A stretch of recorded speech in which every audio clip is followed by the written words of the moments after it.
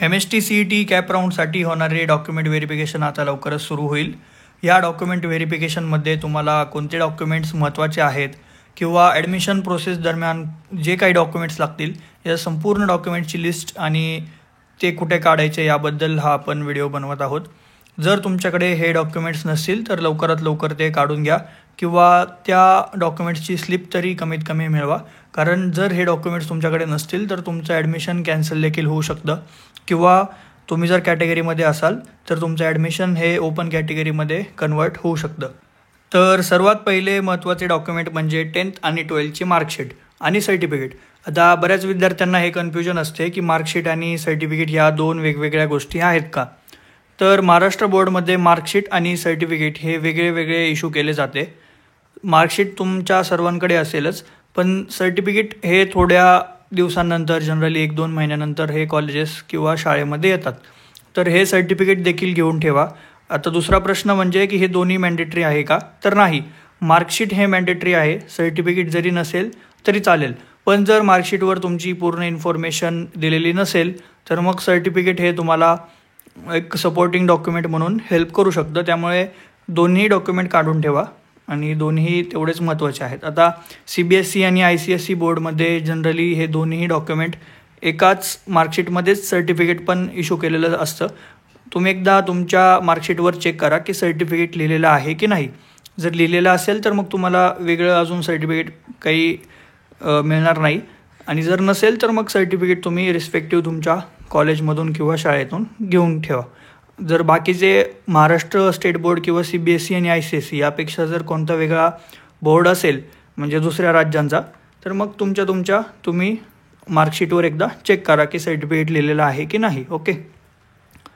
दुसरे महत्त्वाचे डॉक्युमेंट म्हणजे JEE आणि CETचं मार्कशीट. आता बरेच जणांनी JEE दिलेली नसेल तर मग तरी काही प्रॉब्लेम नाही. CETचं मार्कशीट हे मॅन्डेटरी आहे, JEEचं ऑप्शनल आहे, आणि हे दोन्ही मार्कशीटची कलर प्रिंट असली पाहिजे तुमच्याकडे डॉक्युमेंट व्हेरिफिकेशनला जाताना. ओके. थर्ड महत्त्वाचे डॉक्युमेंट म्हणजे स्कूल लिव्हिंग सर्टिफिकेट आणि ट्रान्सफर सर्टिफिकेट.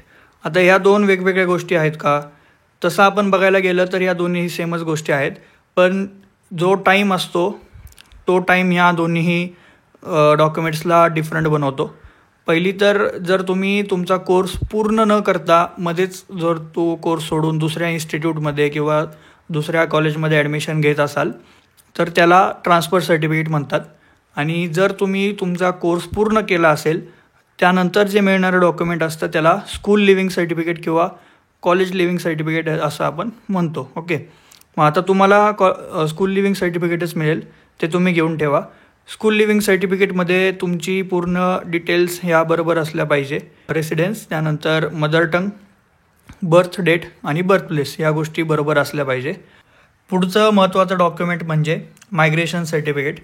आता जे विद्यार्थी महाराष्ट्र बोर्डमधले नसतील, मग ते CBSE असतील किंवा ICSE मधले असतील किंवा अदर दॅन महाराष्ट्र बोर्ड कुठल्याही राज्यातल्या बोर्डचे असतील, त्यांना हे सर्टिफिकेट मॅन्डेटरी आहे.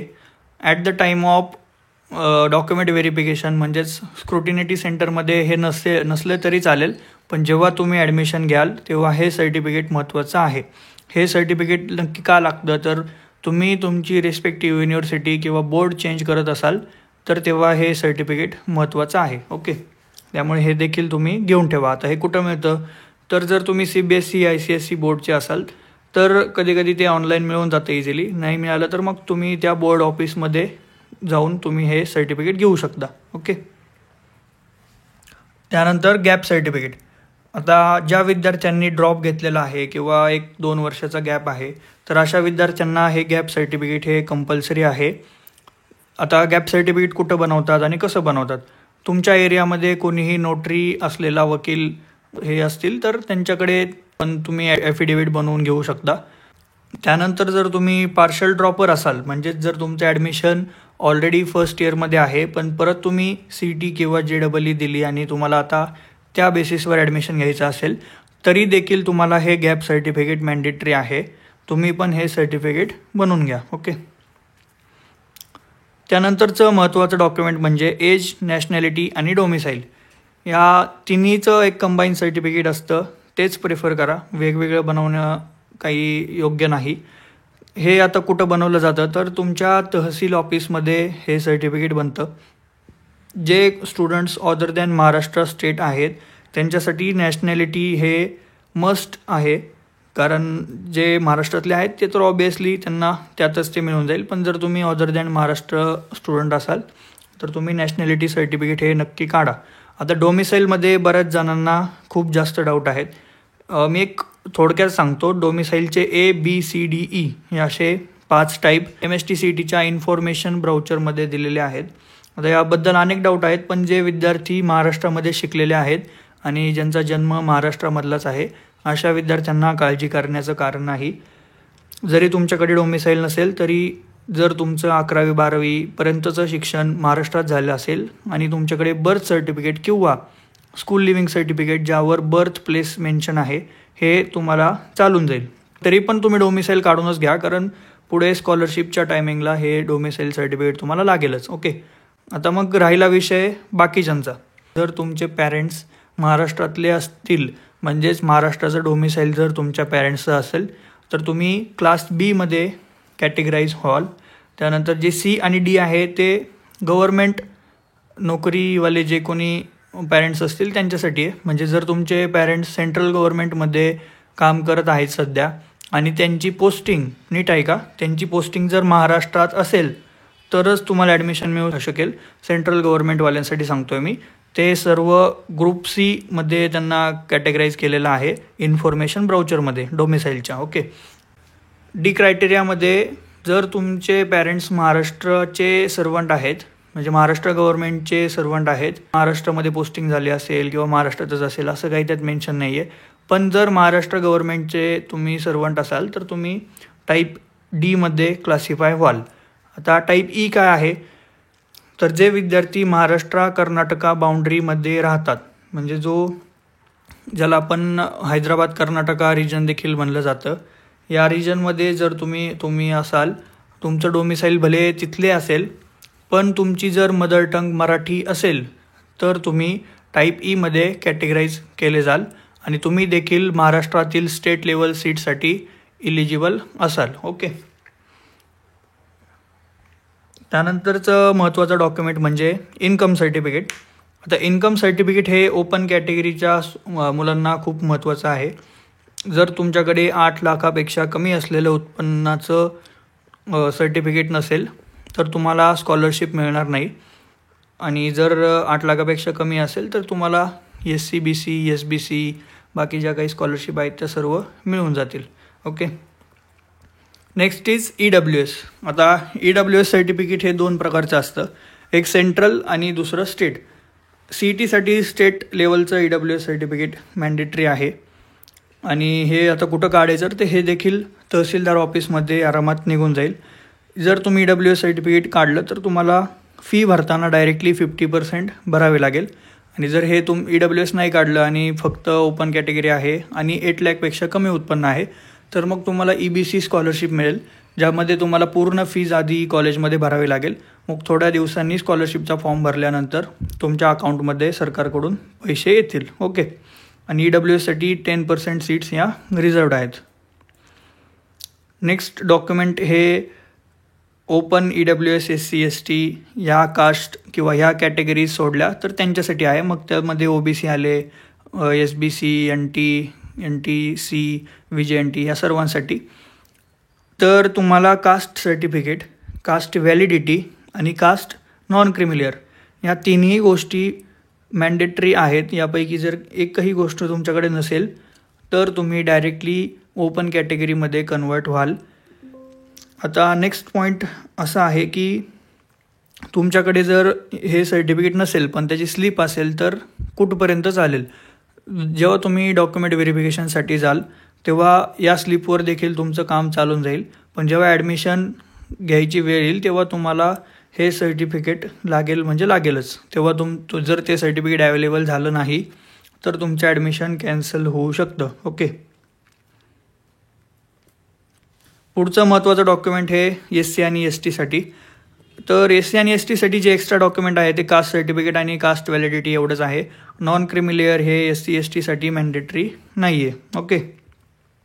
पण जे OBC, SBC आणि ओपन EWS SC ST ह्या कास्ट सोडल्या तर बाकी सर्वांना नॉन क्रिमिलियर हे सर्टिफिकेट मॅन्डेटरी आहे.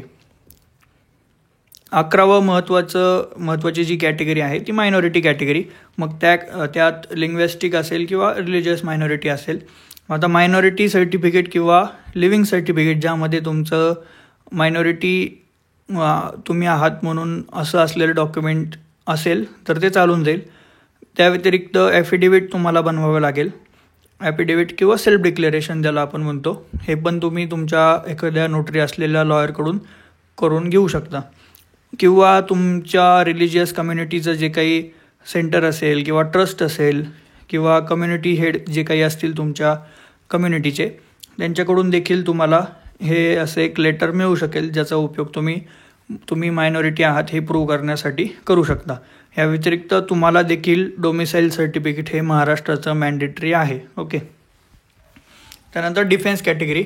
डिफेन्स कॅटेगरीसाठी तुमच्या फादर किंवा तुमची जर मदर डिफेन्समध्ये असेल तरी चालेल. दोन्हीपैकी कुणाचं पण सर्व्हिस सर्टिफिकेट तुम्हाला लागेल. आता यामध्ये 3 टाईप आहेत, D1, D2, D3. या अकॉर्डिंग टू टाईप्सनुसार तुम्हाला तुमचं डिफेन्स सर्टिफिकेट लागेल. आता हे टाईपमध्ये असे टाईप आहेत की D1 म्हणजे जर तुमचे पॅरेंट्स हे आत्तासुद्धा सर्व्हिस करत आहेत मग त्यांच्यासाठी D1 टाईप आहे. D2 आणि D3 हे जर तुम्ही रिटायर असाल किंवा तुमचे पॅरेंट्स हे त्यांची जर डेथ झाली असेल नेशनसाठी सर्व्हिस देताना तर मग ते त्यामधले टाईप आहेत. तर तुम्हाला अकॉर्डिंग टू टाईप तुमचं सर्टिफिकेट काढावं लागेल. Okay. Next is orphan candidates. Orphan कॅन्डिडेटसाठी तुम्हाला वुमेन अँड चाइल्ड डेव्हलपमेंट डिपार्टमेंटकडून तुम्हाला एक ऑर्फन सर्टिफिकेट मिळेल. हे तुम्हाला कंपल्सरी आहे. आणि बाकी मग जर अंडरटेकिंग तुम्ही काढलं की तुम्ही ऑर्फन आहात हे सिद्ध करणारं किंवा ॲफिडेविट जरी बनवलं तरी चालून जाईल. ओके. त्यानंतर PWD स्टुडंट्स.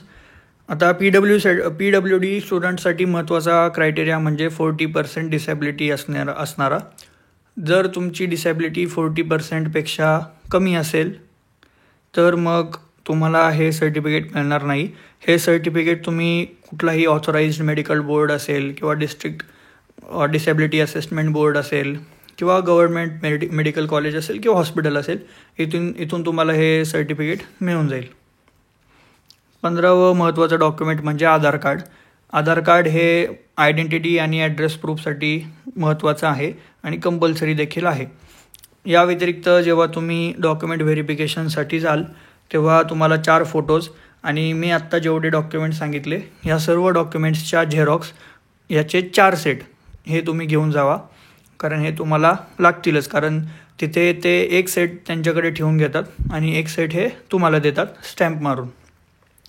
त्यानंतर या व्यतिरिक्त जर तुमच्याकडे रेशन कार्ड असेल, पॅन कार्ड असेल किंवा कुठलेही डॉक्युमेंट असेल जे तुमची आयडेंटिटी प्रूफ करतात किंवा ॲड्रेस प्रूव्ह करतात किंवा बाकी ज्या अदर गोष्टी CETसाठी मॅन्डेटरी आहेत त्या जर प्रूव्ह करत असतील तर असे डॉक्युमेंटसुद्धा तुम्ही तुमच्यासोबत ठेवा.